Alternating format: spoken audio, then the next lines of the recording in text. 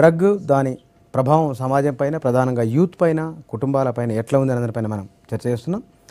కిరణ్ గారు, చెప్పండి. మీరు ఇందాక అన్నమాట, సినిమాలో ఉన్న వాళ్ళు ఎక్కువ వాళ్ళకు జనంలో ఒక మోజు ఉంటుంది, తెలుసుకోవాలని ఉంటుంది. మీరు ఇది సినిమాలనే హీరో డ్రగ్ ఎట్లా తాగాలో ఉంటుంది, డ్రగ్ తీసుకొని ఎట్లా తుపాకీతో కాల్చాలనో చూపిస్తారు, డ్రగ్ తీసుకున్న వీళ్ళని ఏమేం చేస్తాడో చూపిస్తారు. మరి ఇవన్నీ అలవాటు ఉన్నందుకే సినిమాలకు అవి వచ్చినాయా, లేకపోతే కనుక ఊహించుకొని చేసినాయా? సార్, ఈ సమాజాన్ని చదవలేవాడు ఒక దర్శకుడు సార్, ఒక రచయిత. సమాజంలో జరుగుతున్నది ఆకలింపు చేసుకుని దాన్ని ఫిలిం మీద ఎలా ఇంట్రెస్టింగ్గా ప్రొజెక్ట్ చేయగలమని. ఆ రోజున మీరు చెప్పిన సినిమా ఎన్ని కోట్లు వసూలు చేసింది సార్, ఎంత పేరు తీసుకొచ్చింది సార్ ఆ హీరోకి కానీ, హీరోయిన్ కానీ, రైటర్కి కానీ, మా డైరెక్టర్కి కానీ. మేమేమంటామంటే ఆ రోజే కనుక మీరు అలాంటి పేరు పెట్టినా, అలాంటి సీన్ పెట్టినా కానీ మీరు హ్యాట్సాప్ అని కొట్టారే. 10 సంవత్సరాలు గడిచిపోయింది, ఈ రోజు ఎందుకు జ్ఞాపకం వచ్చింది సార్ ఆ రోజునే చూపించారని. నేనేమంటున్నానంటే ఇవాళ బయటకు వచ్చింది కాబట్టి అంటున్నాం మనం. ఇవాళ రాలేదు సార్, ఇవాళ రాలేదు. ఈయన పేరు సార్, ఈయన పేరు సార్, పేరు ఒక్కొక్కసారి వస్తుంది సార్. నయీం పేరు ఎప్పుడో వచ్చింది సార్, నయీం ఏమైంది సార్ కేసు. సో పేర్ల గురించి రావటం గురించి మనం మాట్లాడదు సార్. పేరు వచ్చిన తర్వాత కూడా చిన్న సమయంలో ఉండాలి కదా నా వాదన.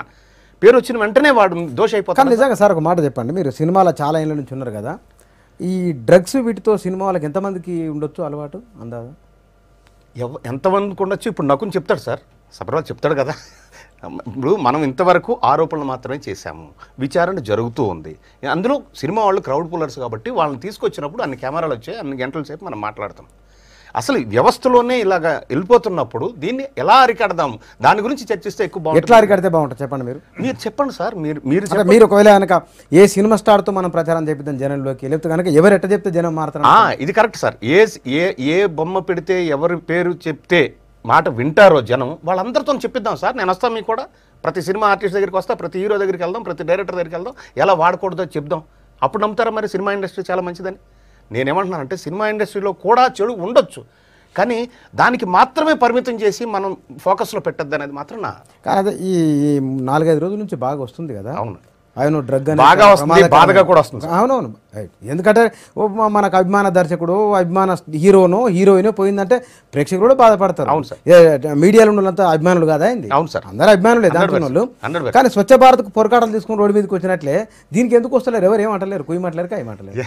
అట్లా కాదు సార్, అంటే ఎవరి భయం వాళ్ళకు ఉంటుంది కదా సార్. ఇప్పుడు నిన్న ఒక ఆడియో ఫంక్షన్కి ఒక హీరో బయటకు వస్తే అతను చిత్ర హింస చేసినట్టుగా ప్రశ్నలు కురిపించేస్తే పాపం సిగ్గుబడి వెళ్ళిపోయాడు. రేపు ఒక ఫంక్షన్ నాది ఉంది సార్, నాకు రావాల్సిన గెస్టులన్నీ కూడా రావట్లేదు రేపు. ఎందుకంటే బయటకు వచ్చిన తర్వాత మనకి కూడా ఆ ఓపిక నశించిపోయింది సార్. ఇప్పుడు సినిమా ఇండస్ట్రీలో ఒక భాగమే మీడియా కూడా అనేది నేను నమ్మే సిద్ధాంతం సార్. మీడియానే ఎక్కువ సంయమనం పాటించాలనేది నా రిక్వెస్ట్ కూడా. సినిమా వాళ్ళు కాదు, 100% సినిమా వాళ్ళు ఎలాగ పెట్టారు కాదు మేడం. ఇందాక సార్ ఒక మాట అన్నాడు, ఇది పిల్లల లోపలికి వచ్చిన ఒక విషయం, వాస్తవానికి విషయం ఇది. ఈ వీళ్ళు స్వర్గంలోకి వెళ్తున్నారు, నరకంలోకి వెళ్ళిపోతున్నారు. ఇంత ఆ స్వర్గం ఉందనే విషయం వాళ్ళకి ఎట్లా కన్వే అవుతున్నది? దానికి నిజంగానే స్కూళ్ళ దగ్గరికి వస్తుంటే స్కూళ్ళల్లో ఏం చేయాలి? మీరు చాలా స్కూళ్ళలోకి వెళ్ళిపోతున్నారు, కాలేజీలకు వెళ్తున్నారు కదా, మరి స్కూల్ గేట్ దగ్గరికి ఎట్లా వస్తుంది గంజాయి? వాళ్ళ బ్యాగుల్లోకి ఎట్లా వస్తుంది? అంటే స్కూళ్ళ లోపల అని కాదు, కానీ వాళ్ళు మీరు అన్నట్టు బయట ఎక్కడో తీసుకొని, అంటే ఇందాక సార్ చెప్తున్నట్టు స్కూల్ బయట ఏ పాన్కోకాలనో ఇంకొకటో, లేకపోతే ఒక ఫ్రెండ్ తీసుకొస్తే 10 మందికి ఇవ్వడమో, ఇలాంటి వాటి ద్వారా వాళ్ళు తెచ్చుకోవడం జరగచ్చు. అయితే స్కూల్ సిస్టమ్ ఏం చేయాలనేది ఇక్కడ ఎక్కువ మాట్లాడాల్సిన అవసరం ఉంది. ఎందుకంటే పిల్లలు ఇప్పుడు ఎక్కువ సమయం స్కూల్లో ఉంటారు. ఆ టైంలో ఏం జరుగుతుంది, ఈ పిల్లలు బ్యాగ్లో పెట్టుకొని వచ్చిన తర్వాత, అంటే ఇప్పుడు చూడండి ఆ మత్తు మందు తీసుకున్న తర్వాత డెఫినెట్గా కొంచెం కాన్సన్ట్రేషన్ తగ్గుతుంది, వాళ్ళు ఆ ఫోకస్ చేయలేరు, లేదా ఆ పాఠం మీద వాళ్ళు చెప్తున్న పాఠాలు వినడం కానీ, వర్క్ చేయడం కానీ, ఇవన్నిట్లో కొంత డిస్టర్బెన్స్ అయితే వస్తుంది.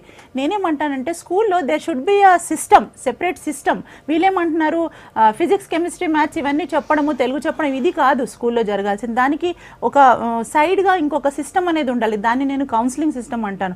ఖచ్చితంగా ప్రతి స్కూల్లో కూడా ఇప్పుడు అంటే మనము గవర్నమెంట్ నుంచి లాస్ ఉన్నాయి, ఆర్డర్స్ ఉన్నాయని చెప్తున్నారు, కానీ ఇక్కడ ఇంప్లిమెంట్ అవ్వట్లేదు. ప్రతి స్కూల్లో కూడా ఒక కౌన్సిలర్ అనే వాళ్ళు ఉండాలా. ఆ కౌన్సిలర్ కూడా ట్రైన్డ్ కౌన్సిలర్ అయి ఉన్నప్పుడు ఖచ్చితంగా డిఫరెన్స్ వచ్చినప్పుడు, అంటే పిల్లల ప్రవర్తనలో డిఫరెన్స్ వచ్చినప్పుడు ఈ కౌన్సిలర్ పనే అదండి, అర్థం చేసుకొని వాళ్ళని చూసి పిలిచి మాట్లాడడం అనేది. అయితే మేము ఇప్పుడు మీరు అన్నట్టు మేము పనిచేస్తున్నాము, కానీ చాలా అదృష్టం ఏంటంటే, అంటే అంటే మంచి విషయం ఏంటంటే మేము ఇప్పుడు పనిచేస్తుందంతా గవర్నమెంట్ స్కూళ్ళల్లో పనిచేస్తున్నాం.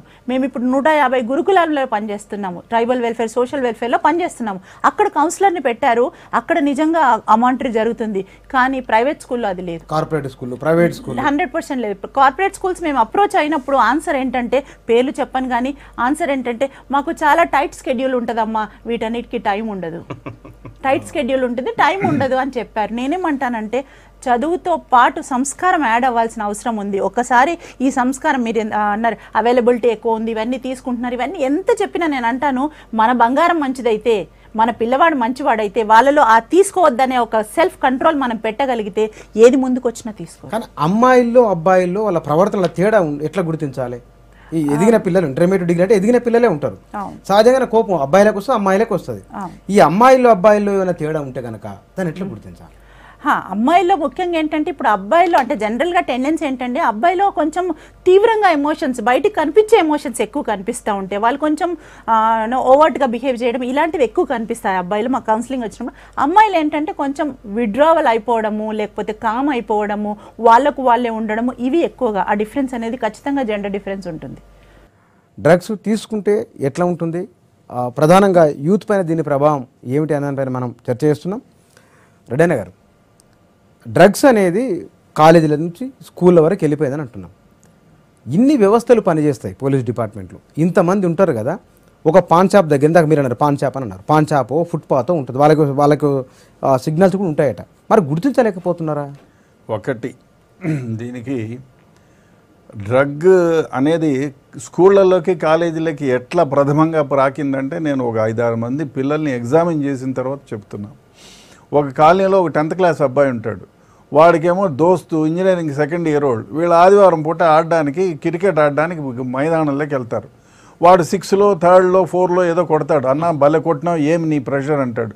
అమ్మో ఇంతమందిలో చెప్పను, మళ్ళీ సపరేట్గా చెప్తాను. వీడేమో వాడు వెంట పడతాడు, అబ్బో ఏదో కీలక ముందు నేను 6లు కొట్టాలి 5లు కొట్టాలని అని వాడంటే చెప్తాడు చిన్నగా, అరే భయ్ ఒక డ్రగ్ తీసుకుంటే కన్నా నువ్వు కొడితే మంచి పవర్ వస్తుందన్న, అదే కాదు సెక్చువల్ స్టిమ్యులేషన్ కూడా ఉంటుంది, అదే కాదు అన్న నీకు బాడీ కూడా బాగా వచ్చిందంటే, ఇది చేసిపోయినామంటే 6 గంటలు ఏక బిగిన సండే మార్నింగ్ 6 to 12 వరకు కూడా మీరు ఎక్సర్సైజ్ చేసిన నొప్పి రాదు అని వాడికి ఏదో చెప్తాడు. వాడేం చేస్తాడు, 10th క్లాస్ వాడు, ఒకే కాలనీలో ఉంటారు, ఇద్దరు ఫ్రెండ్స్, వాడు కాలేజీలో వాడికి ఫ్రెండ్ ఏమీ లేదు. ఆ విధంగా చిన్నగా అది ఏమైతే ఉందో అది కాలేజ్ నుంచి స్కూల్ బాయ్కి షిఫ్ట్ అయ్యింది. వీడికి 10 మంది స్నేహితులు ఉంటారు, వాడు తీసుకొచ్చిందని వీడు 10 మందికి చెప్తాడు, నేను ఇట్లా చేశాను, ఐఎమ్ డూయింగ్ ఇట్, అరే నాకు. సో ఆ విధంగా స్కూళ్ళలోకి ప్రాకుతుంది, ఒక స్కూల్ బాయ్ నుంచి ఇంకో స్కూల్ బాయ్కి. దానికి మేడం గారు చెప్పినట్టు తల్లిదండ్రుల బాధ్యత, ప్రథమంగా బాధ్యత వహించాలి. ఇంటికి వస్తాను అని బ్యాగులో చూసి, ఏరా బ్యాగు, ఏనా బాబు హోంవర్క్ చేసావా, కొంచెం లవ్లీగా ఫ్రెండ్లీగా ఉండి వాళ్ళు పోయేది ఉండాలి, అది వేరే విషయం. ఇకపోతే ఎందుకు గుర్తించలేకుండా, ఎందుకు దాన్ని ట్రేస్ చేయలేకపోతున్నారు పోలీసు వాళ్ళని? ఒక పోలీసు వాళ్ళకి ఎంతమంది జనం ఎంతమంది పెరుగుతున్నారో దాని నిష్పక్షపాతం, దాంట్లో నిష్పత్తిలో పోలీసుల సంఖ్య లేదు ఒకటి. రెండోది, ఉదయం నుంచి 111 డ్యూటీలు మనకి చెప్తువి, డెడికేటెడ్ స్టాఫ్ లేకపోయినారు. నార్కోటిక్స్ డిటెక్ట్ చేయాలంటే డెడికేటెడ్ స్టాఫ్ ఉండాలి, దాని మీదనే 24 గంటలు దృష్టి సాధించే వాళ్ళు ఉండాలి, వాళ్ళకి కావలసిన సదుపాయాలు ఇవ్వాలి. ఏమంటే నార్కోటిక్ కిట్టు నువ్వు ఏదో ఒకటి దొరక కానిస్టేబుల్లో లేకపోతే ఎవడో పోయి ఇచ్చినాడు, సార్ ఇది డ్రగ్ అని, అది డ్రగ్గా కాదా అని టెస్ట్ చేసుకునే దానికి ఏముంది వీళ్ళ దగ్గర? ఒక కిట్ ఉండాలి, కనీసం ఒక 10 పోలీస్ స్టేషన్లకైనా ఒక కిట్ ఉండాలి. ఆ కిట్టు టచ్ చేస్తే ఇది ఓపియమో, ఇది ఏదో ఒకటి కావాలి, అది లేదు. ఎక్కడో ఉంటుంది, ఆ డిఆర్ఐ వాళ్ళ దగ్గరకు వీళ్ళ దగ్గరకు పరిగెత్తిపోయి తెచ్చుకోవాలా. 2, ఇప్పుడు నువ్వు ఒక డెకాయిని ఏర్పాటు చేసుకోవాలి. ఈ డ్రగ్స్ విషయంలో డైరెక్ట్గా ఇన్ఫర్మేషన్ రాదు. ఎప్పుడైనా ఒక డెకాయిని ఏర్పాటు చేసుకుని వాని ద్వారా కొనుగోలు చేసి ఆ ఇన్ఫర్మేషన్ తెచ్చుకోవాలా. దానికి ఫైనాన్స్ అవసరము. ఆ ఫైనాన్స్ డ్రగ్స్ ఎట్లా పనిచేస్తారు దీనికంటే, దీనికి ఎట్లా ఉంటుంది, దీనికి వ్యవస్థ పనిచేస్తుందా, దీనికి ఎవరెవరు సహకరిస్తారు? లేదు, పట్టుకుంటే మీ విధానం ఒత్తిళ్ళు ఏమైనా ఉంటాయా? అంటే ఒకటి, ఆ ఒత్తిడి అంటే ఉన్న స్థాయిని బట్టి ఉంటుంది. ఇప్పుడు సపోజ్ ఒక పెద్ద ఆఫీసర్ కొడుకో, ఒక పెద్ద పాలిటీషియన్ కొడుకో దీంట్లో ఇన్వాల్వ్ అయ్యారనుకో, ఒకటి ఇప్పుడు డైరెక్టర్ల గురించి మాట్లాడుతున్నారు, యాక్టర్ల గురించి. ఇప్పుడు పూరి జగన్నాథ్ లాంటి వాళ్ళు, లేకపోతే ఒక పెద్ద పాలిటీషియన్ కొడుకో 10,000 కోసమో 20,000 కోసమో ట్రాన్స్పోర్ట్ చేయడు. ఇప్పుడు పూరి జగన్నాథ్ అంటాడు నువ్వు సంవత్సరం నెలంతా కష్టపడి అమ్మితే ₹1,00,000 వస్తాయంటే దాని వైపున చూస్తాడా? ఒక రోజు రాసుకుంటే నాకు ₹1,00,000 వస్తాయి, 2 లక్షలు వస్తాయి అనుకుంటాడు. కాబట్టి ఆ విధంగా ఉండదు. వాళ్ళు ఎంతసేపు వాళ్ళు వాడితే ఉండవచ్చు, లేదన్నా అంతవరకే. కానీ ఇది పాలిటీషియన్స్ పిల్లలు కూడా ఒకవేళ వాళ్ళ పాలిటీషియన్ పిల్లలు లేకపోతే పెద్ద బ్యూరోక్రాట్ పిల్లలు ఎవరన్నా ఉంటే మా పేరు బయటకు రావద్దు అనేటువంటి ప్రెషరు చేస్తే చేయవచ్చు. అది ఎవ్రీవేర్ ఇట్ ఈస్ పాసిబుల్.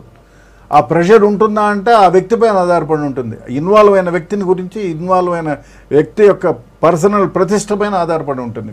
ఇకపోతే ఎక్సైజ్ డిపార్ట్మెంట్, పోలీసు వాళ్ళకేమో డెడికేటెడ్ స్టాఫ్ లేరు, వాళ్ళకి కావాల్సిన సదుపాయాలు లేరు, మా జనాలు తక్కువ ఉన్నారు. సో ఆ విధంగా వాళ్ళు ఫెయిల్యూరు. రెండోది ఇంకా ఎక్సైజ్ డిపార్ట్మెంట్, వాళ్ళకి స్టాఫ్ తక్కువ, షాపులేమో రోజు రోజుకు ఇంక్రీజ్ చేస్తే వాడు డబ్బులు రెంట్ కట్టలేదు చూడు, వాడి దగ్గర ఇల్లీగల్ దొరుకుతుంది చూడు, ఈడ గుడుంబా దొరుకుతుంది చూడు అని వాడిని నసబెడితే స్టాఫ్ తక్కువ. 24 గంటలు దానిపైనే ఫోకస్ అయింది. అక్కడ డెడికేటెడ్ స్టాఫ్ లేరు.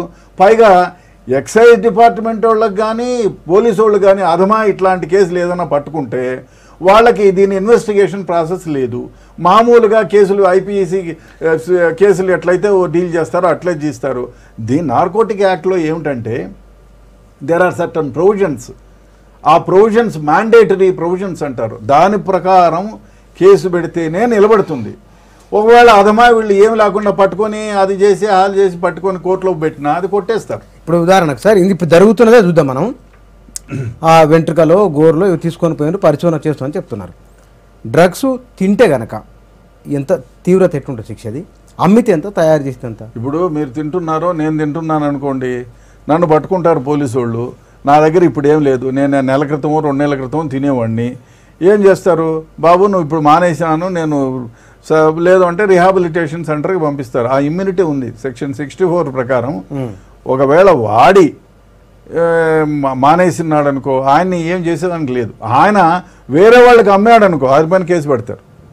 వేరే వాళ్ళకి అమ్మి డిస్ట్రిబ్యూట్ చేసినంటే కేసు పెడతారు. సీరియస్ కేసు ఉంటుంది. కేసు సీరియస్, 10 ఏళ్ళు జైలు శిక్ష ఉంటుంది అదమా.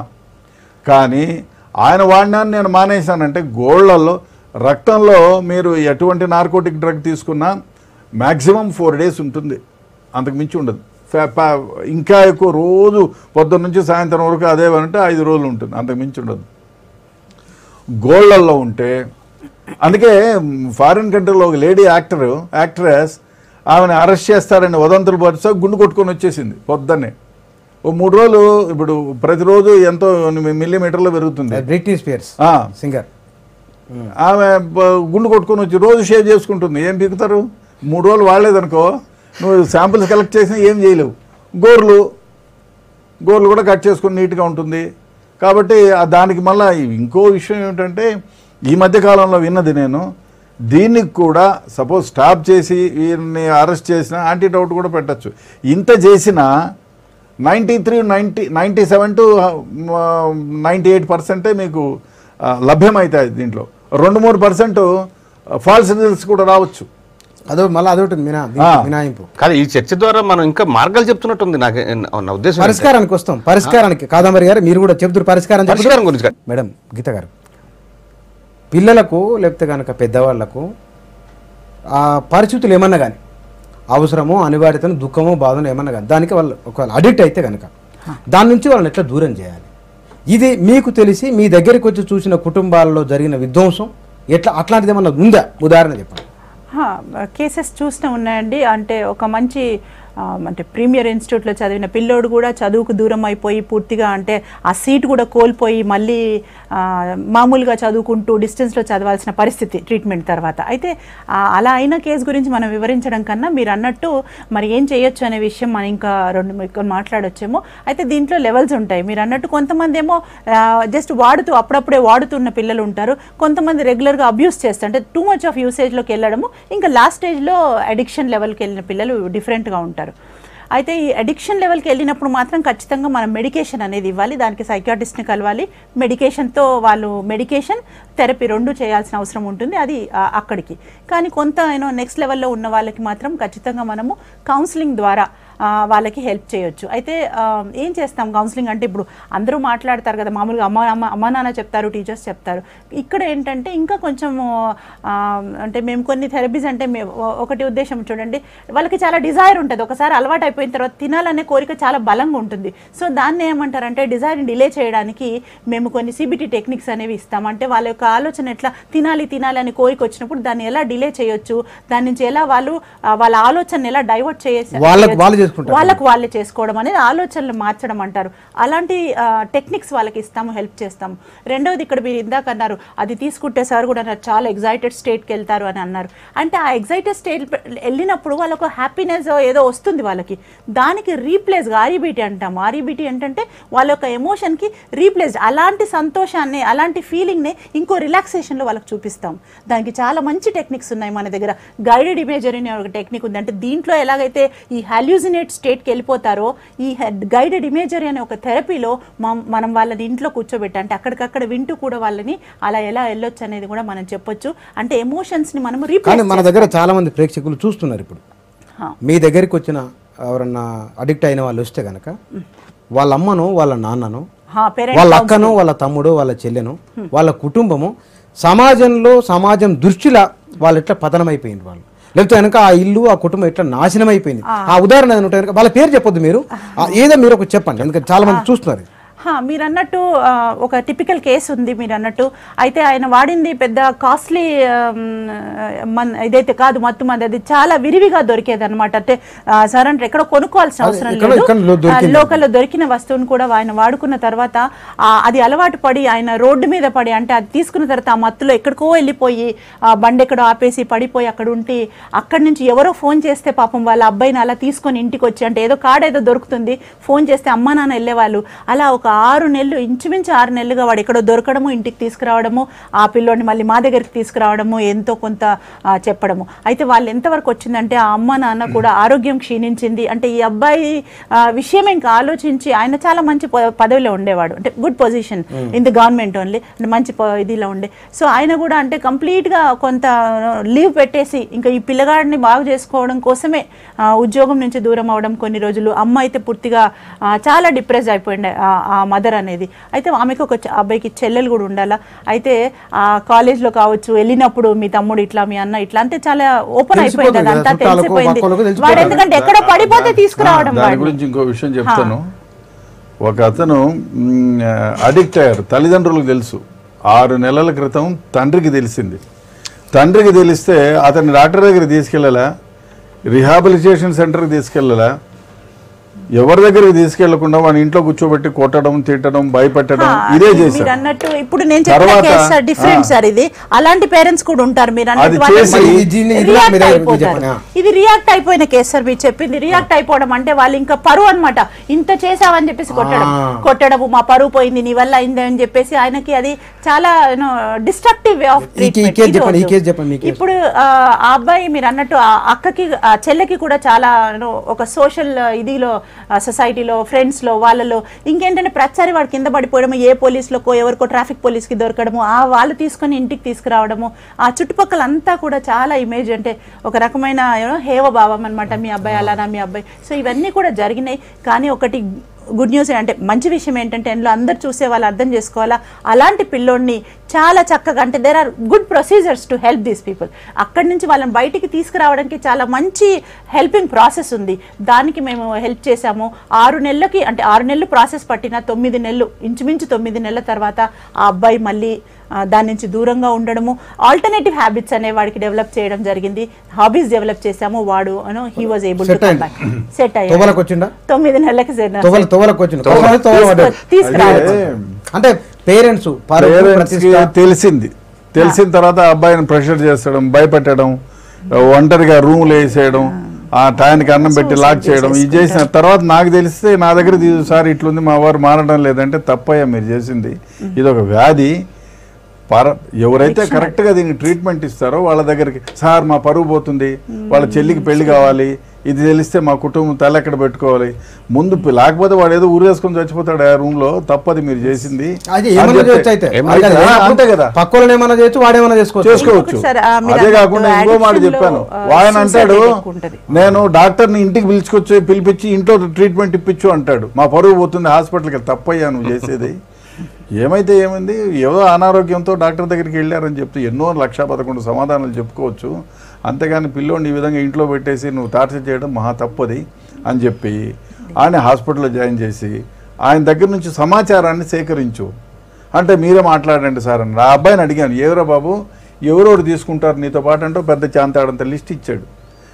తండ్రికి చెప్పాను, బాబు మీ అబ్బాయి ఎట్లా నువ్వు బాగుపరుచుకుంటున్నావు, మిగతా వాళ్ళు నాశనం అయిపోకుండా వీళ్ళ నంబర్లన్నీ సేకరించి వాళ్ళ ఇంటికి వెళ్ళి చెప్పు, మీ అబ్బాయి కూడా మా అబ్బాయితో పాటు వాడుతున్నా అండి, మా అబ్బాయిని ఇట్లా ఫలానా దగ్గర చేర్చాము కాబట్టి మీ వాడికి కూడా చెప్పండి అట్లా అని అందరికి చెప్తే ఆయన చెప్తూ ఒక ఇంటి దగ్గరికి పోతే ఆయన అన్న అంట, మీ వాడు బుద్ధిలో ఉన్నవాడు, మా వాడు అట్లా వాడు కాదండి అన్నారు. సో ఏది ఏమైనా పేరెంట్స్ ఎవరైనా ఒకవేళ తెలిస్తే ఆయన కూర్చోబెట్టి ప్రేమగా అడిగి ఇట్లాంటిది ఏమన్నా ఉంటే బాగుపరుచుకోవాలి. అదే కాకుండా మా వాడు చెడిపోయినాడు మిగతా వాడు నాశనం అయిపోయిలే మనకెందుకు అనే భావన రాకూడదు. ఒక సోషియల్గా మనం ఆలోచన చేసి మనం అందరినీ కూడా బాగుపరచాలి, మా వాడు చెడిపోయినా మా వాడు ఆ విధమైనటువంటి ఆలోచన. ఇది సార్ అన్న దాంట్లో ఒక మంచి పాయింట్ చెప్పారు, స్టిగ్మా ఉందండి. అంటే ఇప్పుడు అడిక్షన్ అనేది సార్ అంటే ఒక రోగం అన్నారు, అది మానసికమైన జబ్బు, అది మానసికంకి సంబంధించింది కాబట్టి ఈ స్టిగ్మా నుంచి దూరం చేయాలి. చాలా మంది పరువు ప్రతిష్ట మాటకు ముందు ఒకసారి అంటారు, మరి అది వాళ్ళకు వచ్చిన రోగం చెప్పుకోనికే ప్రతిష్టనే, రోజు ఇబ్బంది పడడానికి రెడీ అవుతారు కానీ దాని గురించి చెప్తారు. పరువు ప్రతిష్ట అనే మానసిక భావన ఈ రోగాన్ని ఎట్లా దూరం చేసుకోవాలి? ఇది మొత్తం అండి. ఇప్పుడు చూడండి, మనకు డయాబెటీస్ వస్తేనో బీపీ వస్తేనో ఇంకోటి మనం హాస్పిటల్కి వెళ్తున్నాం, ట్రీట్మెంట్ తీసుకుంటున్నాం. మన బాడీకి జబ్బు వస్తే హాస్పిటల్కి వెళ్తున్నాం, మైండ్కి ఇది జబ్బు కాబట్టి ఇది కూడా హాస్పిటల్కి వెళ్ళాలి. ఈ స్టిగ్మా తీసేసి మానసికమైన జబ్బు కూడా మన శరీరంకి వస్తున్న జబ్బు లాంటిదే, సో ఫీల్ అవ్వాల్సిన అవసరం లేదనే ప్రోపగండా బాగా ఏం పర్వాలేదు. ఈ జబ్బు లాంటిదే ఆ జబ్బు కూడా అనే ఒక ఇది రావాలి. స్టిగ్మా ఉంది, చాలా స్టిగ్మా ఉంది సార్ చెప్పినట్టు. అది మనము చాలా ప్రాపగండాతో తీసేస్తే ఇలా అడిక్షన్ అయిన పిల్లలు కావచ్చు, అట్రాక్ట్ అయిన పిల్లలు కావచ్చు, సమస్య ఉన్న పిల్లలు కౌన్సిలింగ్ వస్తే బాగుపడతారు. సార్ మరి సినిమా వాళ్ళని ఎట్లా బయటేయాలి? సినిమాలు డెఫినెట్గా బాగా బయటపడతారు సార్, నాకు నమ్మకం ఉంది. కాకపోతే అడిక్ట్ అయిన వాళ్ళు ఎట్లా బయటికి రావాలి? అడిక్ట్ అయిన వాళ్ళ గురించి మంచి షార్ట్ ఫిల్మ్స్ ఇద్దాం, మంచి ఫిల్మ్స్ చేద్దాం, ఇంకా పూరి జగన్నాథ్ లాంటి వాళ్ళు మంచి కథలు రాయమని చెప్దాం, చేసి వీళ్ళతో చేయించి మనం ఒక ప్రచారం చేద్దాం సార్. సినిమా వాళ్ళు ఒక మాట వింటే, ఒక మాట చెబితే వింటారు అని అనుకున్నప్పుడు ఒక రాఘవేంద్ర గారు లాంటి వాళ్ళు, ఒక కె విశ్వనాథ్ గారు లాంటి వాళ్ళు ఇలాంటి పెద్దవాళ్ళని తీసుకొద్దాం, చిరంజీవి గారిని తీసుకొద్దాం, ప్రచారాలు చేద్దాం. మన ప్రభుత్వం ఈ ప్రచారం చేయడానికి బోల్డంత ఖర్చు పెడుతుంది. జనాలకు సినిమా చూపించే వాళ్ళు వాళ్ళ మీద సినిమా చూసి చూస్తారా అని డెఫినెట్గా చూస్తారు. ఒక మంచి మాట డెఫినెట్గా ఎప్పుడైనా వింటారు సార్. కాకపోతే సంయమనం పాటించాలని మాత్రం ఆ సినిమా డెఫినెట్గా తీయాలి సార్. ఇప్పుడైతే ఈ సిచ్యువేషన్లో మీడియాకి సంయమనం పాటించాలి, జనానికి. దర్శకులు ఎవరు పెడితే బాగుంటుంది? పూరి జగన్ సార్, అంత మంచి డైరెక్టర్ సార్. అతని పని మీదను, అతని డైలాగ్ డెలివరీ మీదనే ఏం లేదు, కాంట్రవర్సీ లేదు ఇక్కడ. అవును సార్. అంటే సమాజంలో బాగా పేరున్న వాళ్ళు, కోట్ల మందిని ఇన్ఫ్లుయెన్స్ చేయగలిగిన వాళ్ళు. నేను ఏమంటున్నానంటే 3 గంటల సినిమా, 2.5 గంటల సినిమా 100 కోట్లు వసూలు చేసేటట్టు తీస్తున్నారంటే వాళ్ళకి తెలివి ఉండాలి. అట్లాంటి వాళ్ళు ఈ పని ఎందుకు చేస్తున్నారు ప్రశ్నకు అంతే ఏం లేదు. అదే లేదు సార్, మనం కూడా సంయమనం. సార్ నిన్న ఒక ఇన్సిడెంట్ జరిగింది సార్. ఒక డైరెక్టర్ ఆత్మహత్య ప్రయత్నం చేసుకుని హాస్పిటల్లో ఉన్నాడని స్క్రోలింగ్ వచ్చేసింది సార్ అన్ని ఛానల్స్లో. నేను వెంటనే ఫోన్ చేశాను, అన్నయ్య నీకున్న కన్సర్న్కి థ్యాంక్స్ అన్నయ్య, నేను చక్కగా ఉన్నాను, ఎవడో స్టోరీ రాశాడని అన్నారు. ఇదే దాసనారాయణ గారి ఇష్యూలో అలా జరిగింది, ఆయన బతుకుండగానే చనిపోయాడు అన్నారు. ఎంఎస్ నారాయణ గారి దృష్టిలో అలా జరిగింది, మా హీరో అక్కినే నాగేశ్వరరావు గారి విషయంలో అలాగే జరిగింది. ఆ సమయం తక్కువైపోతుంది సార్. పోటీ ప్రపంచం ఒకటి. దీని నుంచి నిజంగా ప్రభుత్వము ఒక ఎలక్ట్రానిక్ మీడియా, ప్రింట్ మీడియా, ప్రజలు దీని గురించి చర్చలించేటట్టు మాట్లాడాలి. ఎప్పుడు 24 గంటలు ఇవాళ ఏదో జరిగిందని కాకుండా దీని గురించి ఒక సమయాన్ని కేటాయించాలి.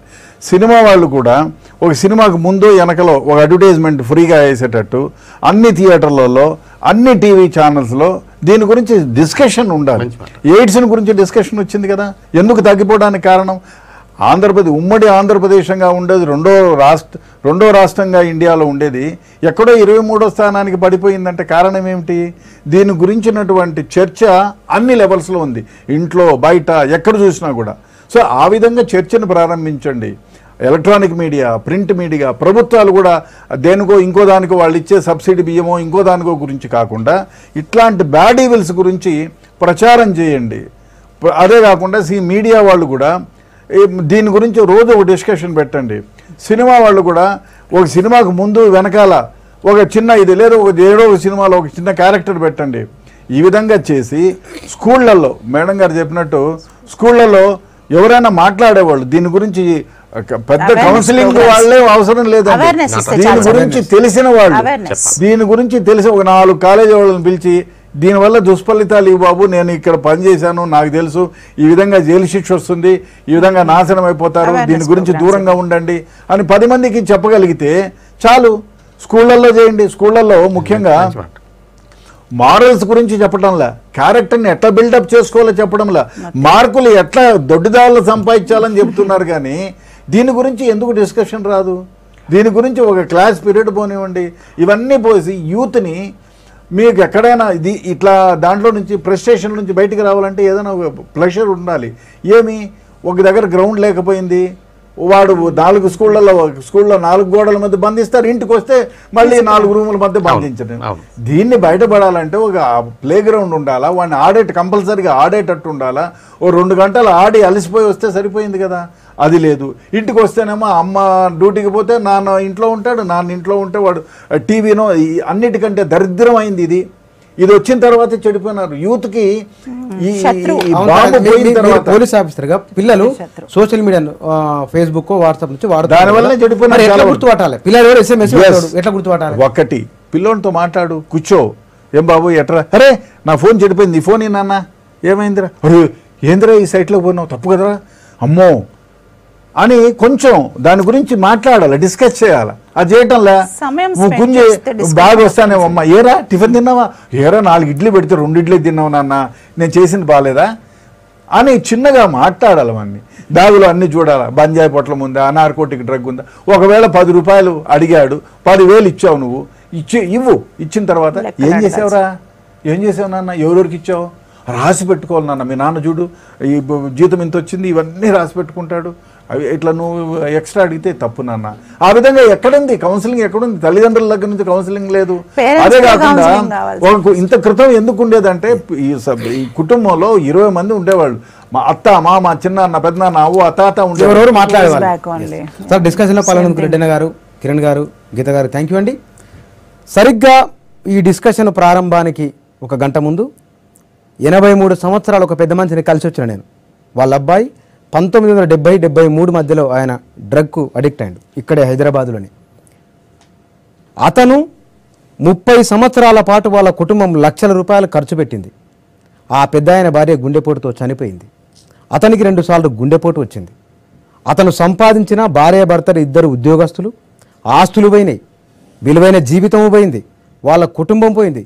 చివరికి ఆయన ఒక మాట అన్నారు, ఎవరన్నా ఇంట్లో ఒకరికి డ్రగ్ కనుక అడిక్ట్ అయి ఉంటే కనుక ఆ ఇంట్లో ఉన్న ప్రతి ఒక్కరికి అది క్యాన్సర్ వచ్చినట్లే, ఆ ఇంటికే క్యాన్సర్ వచ్చినట్లు, దానికి ట్రీట్మెంట్ లేదు, చివరికి అది మటాష్ కావడమే. నిజంగానే ఎవరైనా మన పక్కలో ఉన్నా సరే, ఇళ్లలో పిల్లలు ఎవరైనా దానికి ఏమైనా అలవాటు అయితే కనుక ఓపెన్గా మాట్లాడండి, డిస్కస్ చేయండి.